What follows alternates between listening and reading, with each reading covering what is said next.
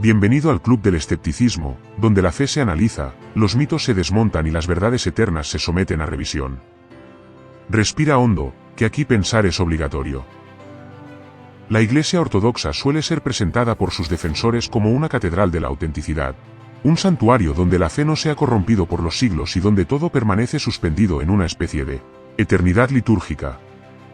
Quien se acerque sin conocer la historia podría creer que está frente a una institución casi inmune al paso del tiempo, como si hubiese sido colocada en el mundo por manos divinas y hubiera sobrevivido indemne a imperios, invasiones, guerras y cambios culturales.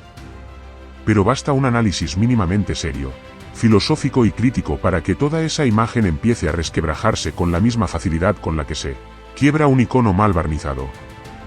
Porque la ortodoxia no es una cápsula de perfección divina, sino una institución humana atravesada por las mismas contradicciones, intereses y fantasías de pureza que han acompañado a todas las religiones que se toman demasiado en serio a sí mismas. Y aquí es donde la crítica escéptica encuentra un terreno fértil. Porque pocas tradiciones religiosas se aferran tanto a la idea de que siempre hemos sido así y por eso tenemos la razón. Esa frase, que en filosofía no sirve ni para aprobar un parcial introductorio, es en la ortodoxia casi un grito de guerra. La idea de lo inmutable es uno de los pilares psicológicos más interesantes de la Iglesia Ortodoxa. Ellos no solo dicen que su tradición es antigua, sino que además creen que haber sido antiguos les da una especie de autoridad moral y doctrinal. Como si la verdad dependiera del tiempo y no de la coherencia. Si la verdad fuera un asunto de edad, entonces las creencias más primitivas de la humanidad deberían ser las correctas.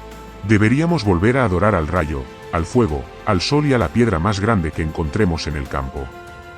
Pero la ortodoxia usa este argumento con una tranquilidad sorprendente: somos originales, por lo tanto somos verdaderos. Y lo repiten tantas veces que la gente termina creyendo que lo antiguo es sinónimo de santo. Cuando en realidad lo antiguo solo significa antiguo. Si uno piensa filosóficamente, es casi absurdo creer que una institución humana puede simplemente congelarse en el año 325, y seguir funcionando como si el mundo exterior no hubiese cambiado. Pero la ortodoxia insiste: su teología, su liturgia y su estructura institucional son el eco directo de los apóstoles, como si el primer siglo hubiese sido un bloque coherente y perfecto. Esa fantasía de continuidad inalterada se derrumba apenas uno se asoma a la historia real del cristianismo primitivo, que era más parecido a un mercado de opiniones teológicas que a una iglesia unificada. Había cristianos que creían en un Cristo puramente espiritual, otros que lo veían como un humano adoptado por Dios, otros que lo entendían como un ser creado inferior al Padre, otros que lo asociaban con la sabiduría divina, y unos cuantos que se acercaban a algo que luego sería la doctrina trinitaria.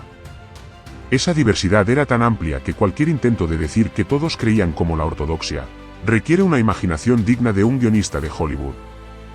Pero la institución no duda en proclamarse heredera directa de la verdad original, cuando esa verdad original no existía como unidad. Existían debates, tensiones y contradicciones. Lo que hoy llamamos ortodoxia fue simplemente una de las interpretaciones vencedoras en la batalla ideológica del primer milenio cristiano, no una revelación pura flotando en el vacío. Filosóficamente, asumir que la ortodoxia es el reflejo intacto del cristianismo primitivo es como creer que el español moderno es idéntico al latín solo porque comparte raíces. La liturgia es otro de los fetiches fascinantes de la ortodoxia. Quienes la defienden dicen que es la misma liturgia de los primeros cristianos, pero cualquier especialista sabe que eso es falso.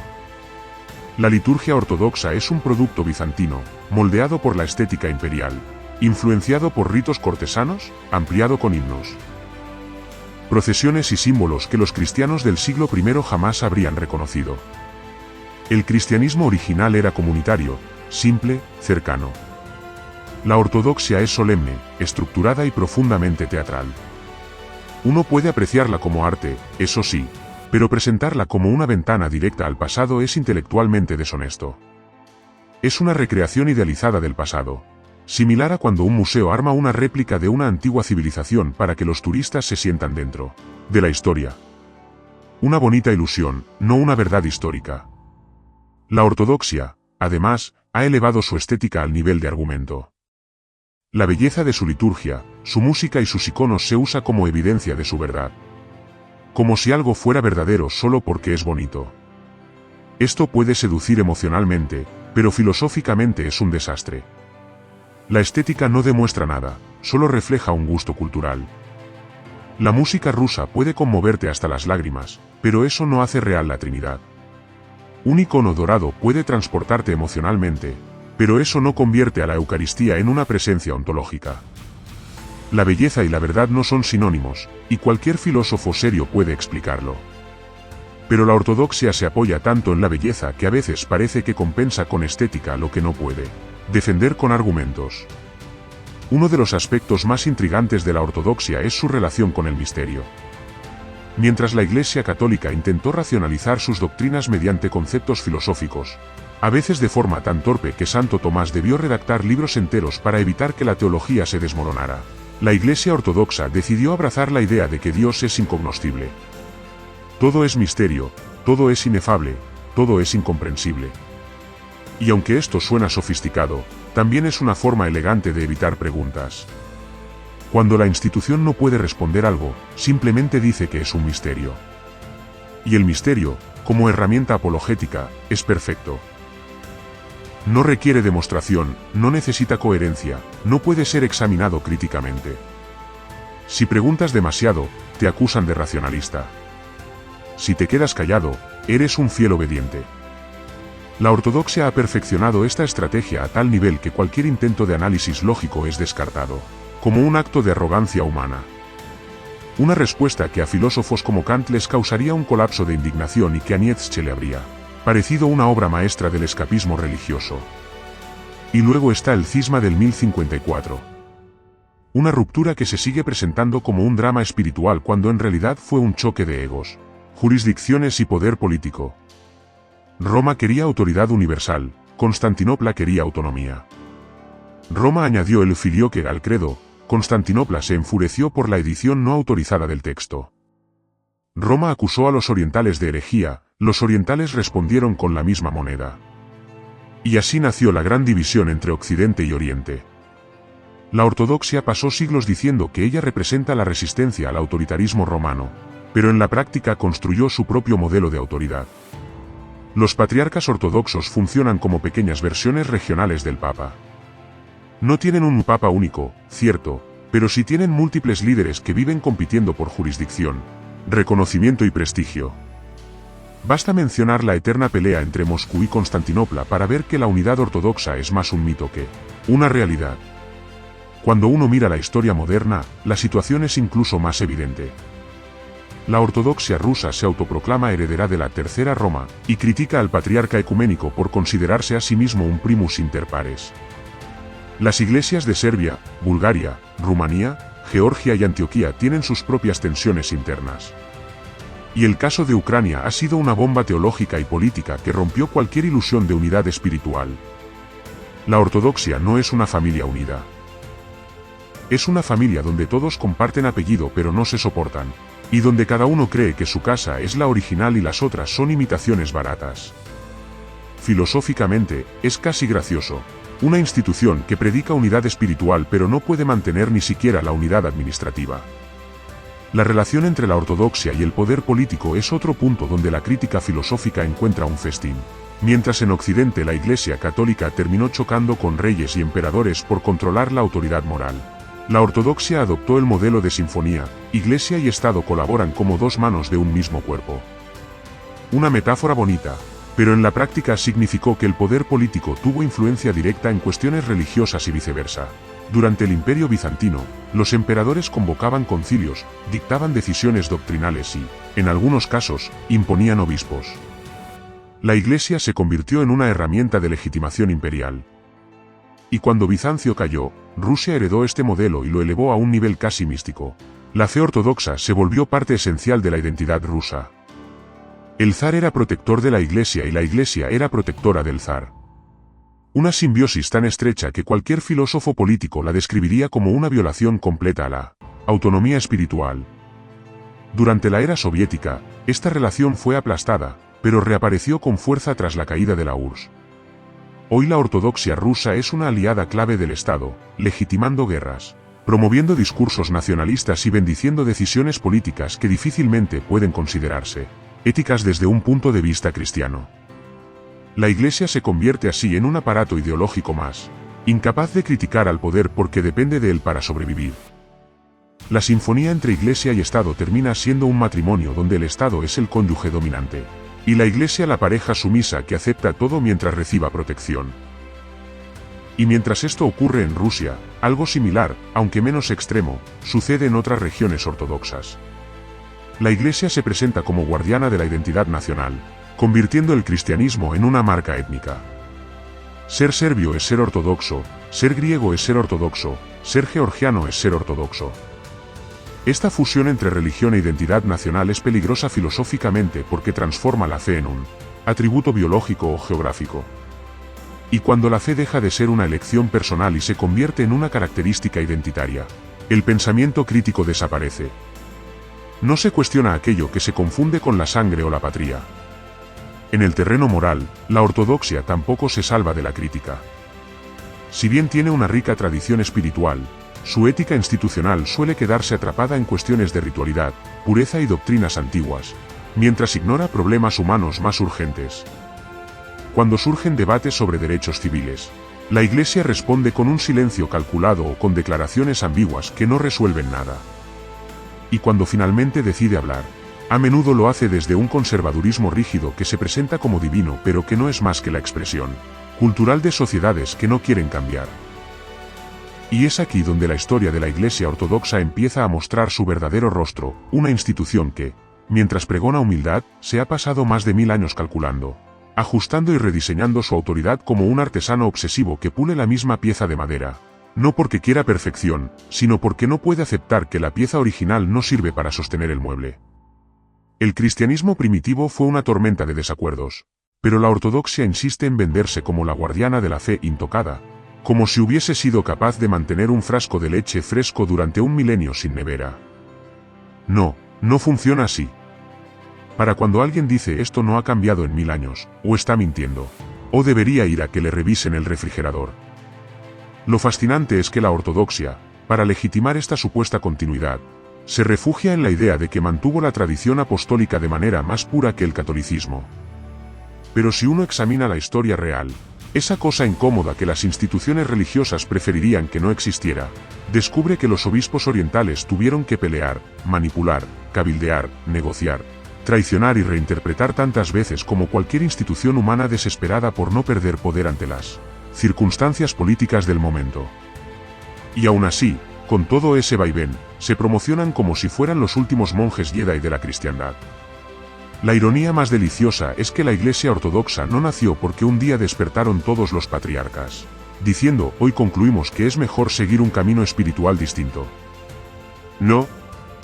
Nació como resultado de siglos de roces políticos con Roma, diferencias culturales, idiomas que no coincidían, teologías que nadie entendía del todo, emperadores caprichosos y un interminable concurso para ver quién tenía la silla episcopal más grande.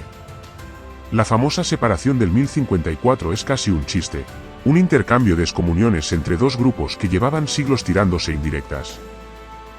Es como cuando dos personas terminan una relación después de años de estar peleando por quién lavaba los platos, pero lo disfrazan de diferencias irreconciliables.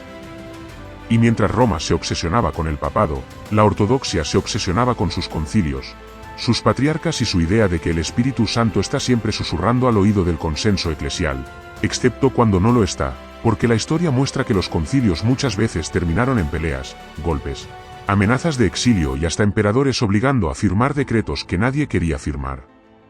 Si ese es el Espíritu Santo, tiene un sentido del humor bastante agresivo.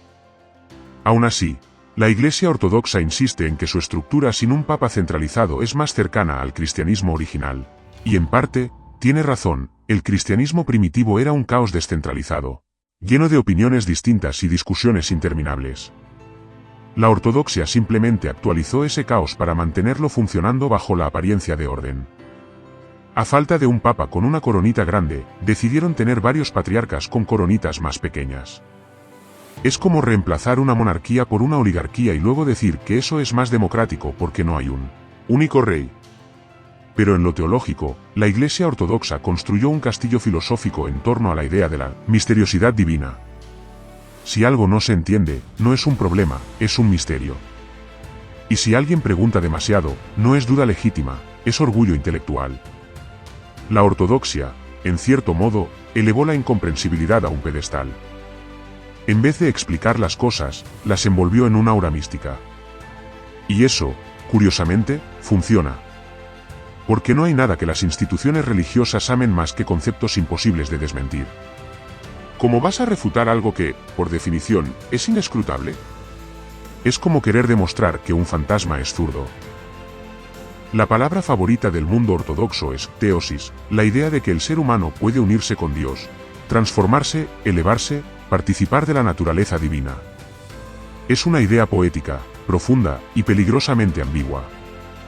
Porque cuando no defines algo con precisión, cualquiera puede interpretarlo según le convenga. La teosis puede sonar como una profunda filosofía de realización espiritual, o como una forma elegante de decir no sabemos explicar esto, pero suena bonito.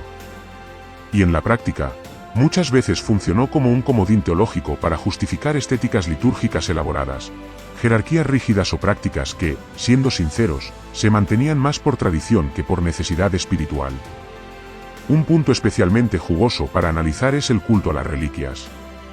La Iglesia ortodoxa conserva huesos, fragmentos de maderos, telas antiguas, cuerpos incorruptos, barbas de santos, dedos momificados, mandíbulas, y cualquier objeto que pueda tener una historia sagrada adjunta.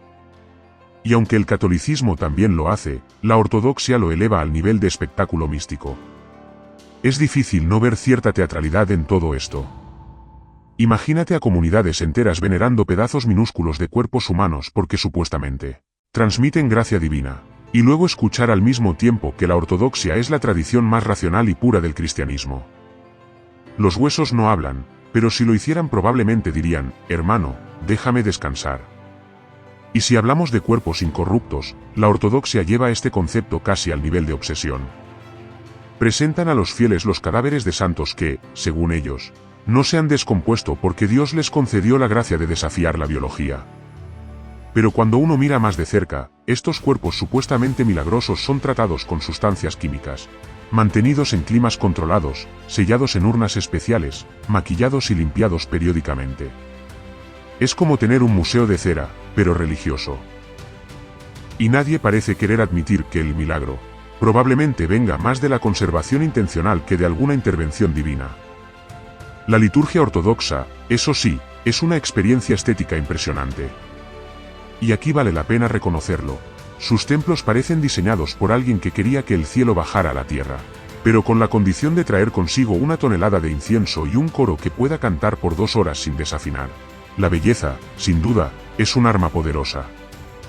La ortodoxia lo sabe. Y lo usa. ¿Por qué no?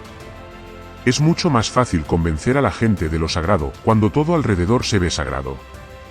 Una cúpula dorada puede hacer que incluso la teología más ilógica parezca profunda. Pero esta belleza no es inocente. Forma parte del aparato simbólico que sostiene la autoridad eclesiástica. Es un recordatorio visual de quien manda, quien define la verdad, quien interpreta la voluntad divina. Las paredes brillan, pero la estructura mantiene su sombra. Una sombra que ha justificado persecuciones, censuras, castigos, silenciamientos de voces internas y externas, y la alianza constante con líderes políticos que garantizaban su supervivencia, siempre y cuando la Iglesia legitimara sus acciones. La ortodoxia, cuando conviene, se vuelve sorprendentemente mundana. Y uno de los ejemplos más claros es la relación entre la Iglesia ortodoxa rusa y el poder estatal a lo largo de los siglos. Esa danza entre altar y trono es tan evidente que a veces cuesta distinguir quién está usando a quién. El zarismo la utilizó como una herramienta de unidad nacional. Los bolcheviques la reprimieron, pero nunca lograron eliminar la noción cultural que la Iglesia había sembrado durante siglos. Y en la era moderna, de repente, la ortodoxia rusa resurge como aliada de líderes políticos contemporáneos, ofreciendo una narrativa espiritual que casualmente coincide con los intereses del gobierno. ¡Qué sorpresa! Nada más conveniente que un sacerdote bendiciendo tanques si se quiere dar a una guerra un aire de cruzada moral. La Iglesia ortodoxa, además, se enorgullece de haber mantenido la teología de los primeros concilios. Pero lo que no cuenta con igual entusiasmo es que muchos de esos concilios fueron reuniones caóticas en las que hubo presiones políticas, amenazas y hasta golpes. El concilio de Efeso, por ejemplo, terminó tan mal que los opositores lo llamaron el Concilio de los Ladrones. Pero la ortodoxia lo defiende porque sus conclusiones coinciden con su marco doctrinal. Imagínate defender una pelea de borrachera teológica del siglo V como si fuese la cúspide de la revelación divina. Y hablando de teología, uno de los detalles más desconcertantes de la tradición ortodoxa es su tratamiento del Espíritu Santo. Según ellos, el Espíritu procede solo del Padre. Roma dice que procede del Padre y del Hijo. ¿Hace alguna diferencia en la vida diaria de alguien? Absolutamente ninguna. Pero fue suficiente para dividir la Iglesia por 1000 años. Es como si dos grupos se separaran porque uno cree que el wifi viene del router y el otro cree que viene del router y del repetidor. El Internet sigue siendo igual de malo, pero cada uno quiere tener razón. Sin embargo, lo realmente profundo aquí no es la doctrina en sí, sino el hecho de que instituciones enteras han edificado muros teológicos para proteger interpretaciones que, honestamente, muy pocos fieles entienden. La ortodoxia presume de ser la Iglesia de la verdad inmutable, pero esa verdad ha sido moldeada repetidamente por factores humanos, idiomas, tradiciones locales, presiones imperiales, divisiones culturales, rivalidades personales y decisiones tomadas en habitaciones donde la mitad de los presentes ni siquiera sabía exactamente qué estaban votando. Y aún así, a pesar de todo esto, la ortodoxia logró construir una identidad sólida, casi inexpugnable. ¿Cómo lo hizo? A través del peso de la tradición, la estética de lo sagrado, la autoridad del clero y la promesa de una experiencia espiritual más profunda que la ofrecida por la modernidad. No lo logró por lógica. No lo logró por argumentos filosóficos irrefutables. Lo logró porque creó un mundo simbólico donde cada gesto, cada rito, cada canto, cada icono tiene un significado que apela directamente a la emocionalidad humana. Y las emociones, como sabemos, son excelentes para convencer, mucho más que cualquier tratado filosófico. Pero eso no significa que esté exenta de contradicciones. De hecho, sus contradicciones son parte esencial de su funcionamiento. Predica humildad, pero sus patriarcas viven rodeados de ostentación. Predica separación del mundo, pero interviene en política. Predica unidad espiritual, pero está fragmentada en múltiples iglesias autocéfalas que a veces ni se hablan entre sí.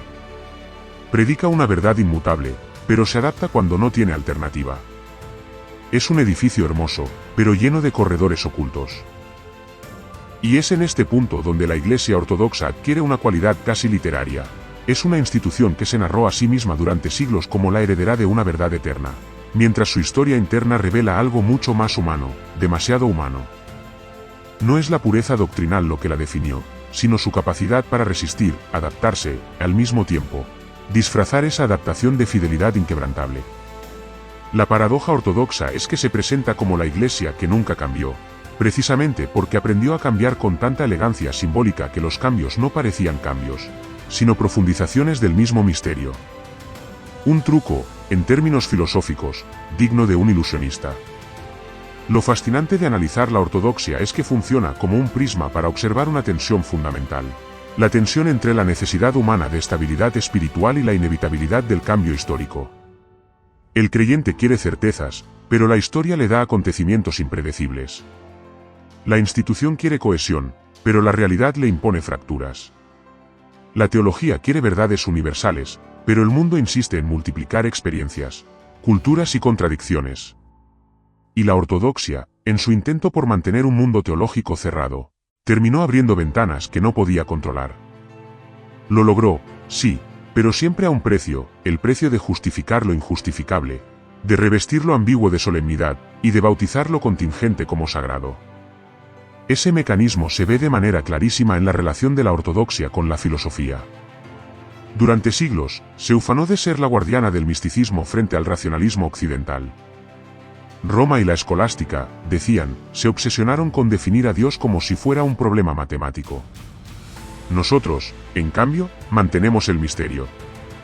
Pero detrás de este discurso se esconde una realidad más incómoda. La ortodoxia no rechazó la filosofía porque fuera inferior, sino porque las élites eclesiásticas no podían permitirse que el pensamiento crítico se volviera demasiado popular, porque el pensamiento crítico formula preguntas incómodas, y las preguntas incómodas erosionan la autoridad. La tradición del esicasmo, por ejemplo, es un monumento a esta visión. una espiritualidad basada en la contemplación silenciosa, la repetición del nombre de Jesús y la búsqueda de la luz divina interior. Es una práctica que puede ser hermosa y profunda, pero también moldeó una mentalidad en la que la introspección reemplaza al cuestionamiento racional. No se analiza la doctrina, se contempla la doctrina. No se interroga la tradición, se experimenta la tradición. Es una forma sutil de blindar el sistema contra el escrutinio. Porque quien está convencido de que la verdad se revela en silencio, difícilmente preguntará por qué esa verdad coincide siempre con lo que dicen sus superiores jerárquicos. Y ahí está la clave: la ortodoxia, para sobrevivir, desarrolló una filosofía de la obediencia, disfrazada de humildad espiritual. El fiel ortodoxo debía confiar en la sabiduría de los padres, no porque la entendiera, sino porque la tradición la había preservado. Debía aceptar los dogmas, no porque los hubiera razonado, sino porque pertenecían al depósito de la fe. Todo era una cadena hacia el pasado, un cordón umbilical que conectaba al creyente con los apóstoles, aunque en el camino esa cadena hubiera sido soldada, remendada y reinventada decenas de veces. Y aún así, la ortodoxia tiene un magnetismo que no puede ignorarse. Su liturgia, por ejemplo, es una obra de arte viva. Es un teatro sagrado, con iconos que no son solo imágenes, sino ventanas al cielo. Con cantos que no acompañan la ceremonia, sino que la constituyen. Con gestos que no buscan significado simbólico, sino que dicen ser apariciones de lo eterno en lo material. La experiencia estética ortodoxa es tan poderosa que muchos conversos modernos llegan a ella no por doctrina, sino por belleza. Es la estética convertida en argumento. Y la belleza, como siempre, tiene la peligrosísima capacidad de convencer incluso cuando la razón retrocede. Filosóficamente, esto nos plantea un dilema: ¿es válido fundamentar la verdad en la experiencia estética? ¿Puede lo bello justificar lo verdadero? ¿O es precisamente lo bello la trampa más sofisticada para evitar el pensamiento crítico? La ortodoxia apostó por lo último sin admitirlo nunca.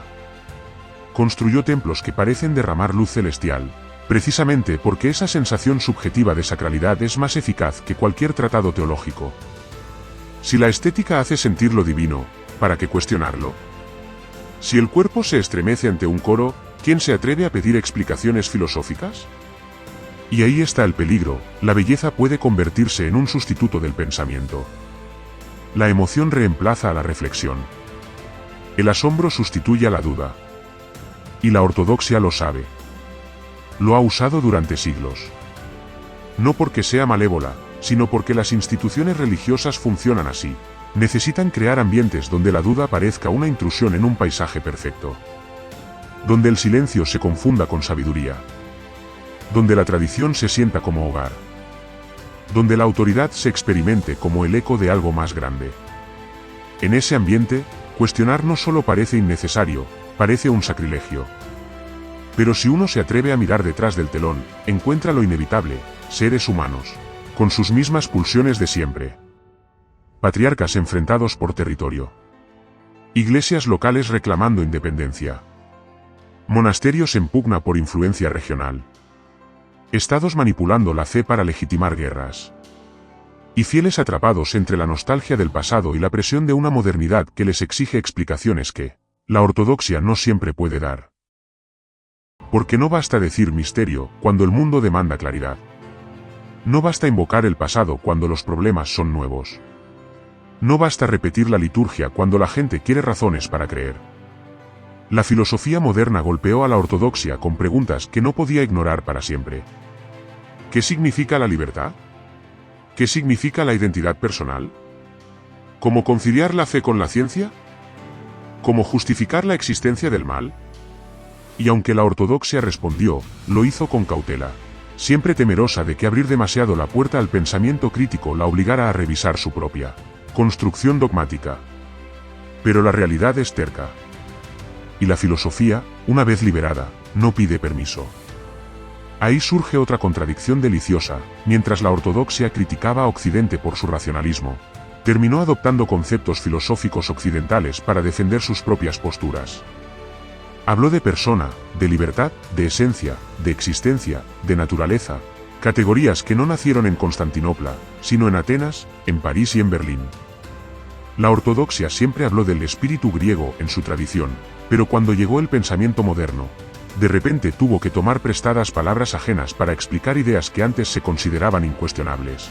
La institución que decía ser autosuficiente terminó dependiendo de marcos conceptuales que venían de afuera. Es como si hubiera pasado siglos diciendo que no necesitaba agua, solo para descubrir que estaba bebiendo de un río occidental sin admitirlo.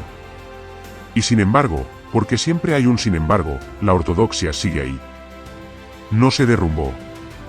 No colapsó ante la modernidad. No se disolvió en la marea secular. ¿Por qué? Porque ofrece algo que la modernidad, con toda su precisión filosófica, aún no ha logrado reemplazar: identidad. La ortodoxa no es solo una iglesia, es un pueblo, una forma de ver el mundo, una herencia cultural, una continuidad emocional.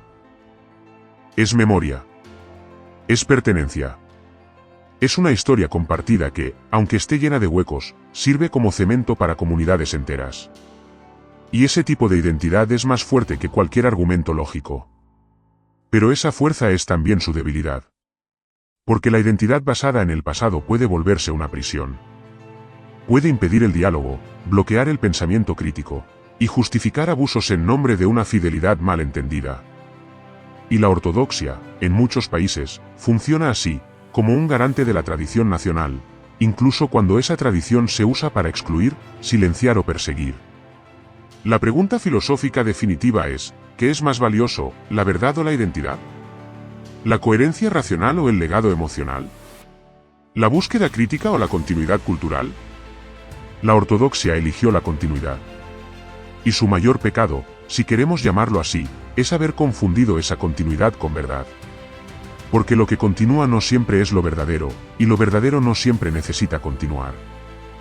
A veces la tradición persiste simplemente porque tiene suficientes mecanismos para sostenerse, no porque sea la mejor explicación del mundo. La crítica final es esta: la ortodoxia es una institución profundamente humana que se presentó durante siglos como algo más que humano. Es un sistema político disfrazado de sacramento, una herencia cultural convertida en revelación, un conjunto de prácticas estéticas transformadas en argumentos metafísicos. Pero detrás de esa fachada majestuosa hay preguntas sin responder, contradicciones sin resolver y una dependencia constante de símbolos que funcionan precisamente porque no admiten análisis. Y aún así, en un último giro filosófico, la ortodoxia es también un recordatorio de otra verdad: que las personas necesitan sentido, aunque ese sentido sea imperfecto. Que buscan comunidad, aunque la comunidad esté construida sobre mitos. Que desean lo trascendente, aunque lo trascendente sea una narrativa cuidadosamente elaborada. Y en ese sentido, la ortodoxia revela tanto sobre la religión como sobre la condición humana. Nuestra necesidad de creer, incluso cuando sabemos que la razón nos pide dudar, nuestra búsqueda de estabilidad, incluso cuando la historia se derrumba bajo nuestros pies, nuestra fascinación por lo bello, incluso cuando lo bello es una forma de sedación emocional. La Iglesia ortodoxa no es solo un fenómeno religioso. Es una ventana hacia un dilema permanente: ¿podemos vivir sin narrativas que nos sostengan? ¿Podemos soportar un mundo sin símbolos que nos trasciendan? ¿Podemos aceptar una existencia sin certezas sagradas? La ortodoxia dice que no. La crítica filosófica dice que tal vez podamos, pero nos costará. Y en ese cruce entre necesidad emocional y lucidez racional es donde surge el verdadero campo de batalla. No entre Oriente y Occidente. No entre patriarcas y papas. Sino entre lo que queremos creer y lo que estamos dispuestos a pensar. Y tal vez ese sea el punto final, o el punto de partida, para cualquier espíritu escéptico: entender que la ortodoxia, con toda su belleza, su poder simbólico y su peso cultural, es una obra humana. Magnífica, sí. Imponente, sí. Pero humana. Y lo humano, por muy sagrado que se presente, siempre merece ser cuestionado. Porque solo cuestionando lo que parece eterno entendemos lo que realmente somos: criaturas que construyen templos para imaginar respuestas que aún no tenemos. Al final, la Iglesia ortodoxa no es un misterio divino sino una obra humana elevada a categoría eterna. Tradición, poder, política y fe mezclados como un vino antiguo que nadie se atreve a cuestionar por miedo a romper la copa. Pero aquí, en el Club del Escepticismo, hacemos justo eso: preguntar, dudar, mirar detrás del icono. Porque la verdad que teme a la duda nunca fue verdad, solo costumbre bien adornada. Nos vemos en el próximo capítulo, donde seguiremos haciendo lo único realmente sagrado, pensar.